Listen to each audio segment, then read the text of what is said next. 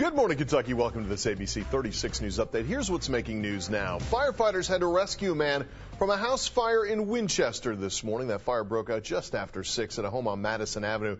We are told it started in the chimney, and crews did have to call a second alarm. The good news is that elderly man did make it out of that home safely. We'll have more on this story later today. Well, fire crews also battled an early morning high-rise apartment fire in Lexington. That fire broke out overnight on East Main at Park Plaza. The fire started on the 17th floor. At least one apartment has fire damage and several others have water damage. No one was injured. Residents are now going back into their apartments.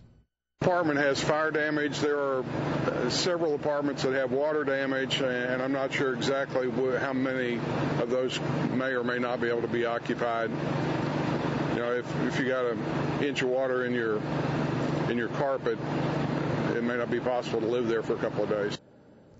The cause of that fire does remain under investigation. Well, police are continuing to look for suspects this morning after two women are tied up and robbed in their Lexington home overnight. It happened on Lenny Drive near Wilson Downing.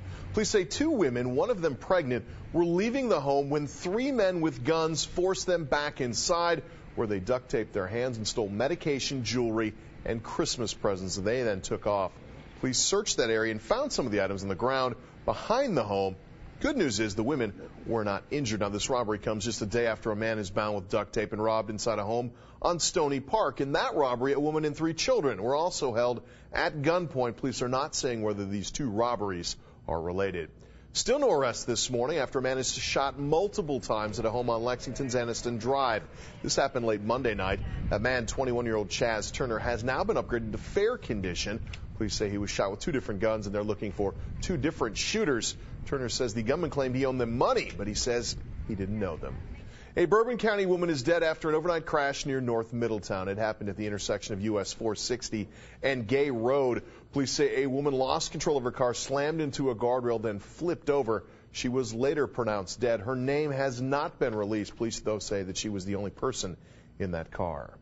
And an I-75 off-ramp is now back open after a tractor-trailer catches fire overnight in Lexington. It's another story that we covered new this morning. It happened just before 3 on the off-ramp to Newtown Pike. Police say the brakes of that tractor-trailer caught fire, so the driver tried to take that exit. That forced the ramp to be shut down for less than an hour. Officers say the fire did cause the tires to melt on that truck, but no other serious damage was done. The ramp again is back open. That is your update. Have a great Wednesday.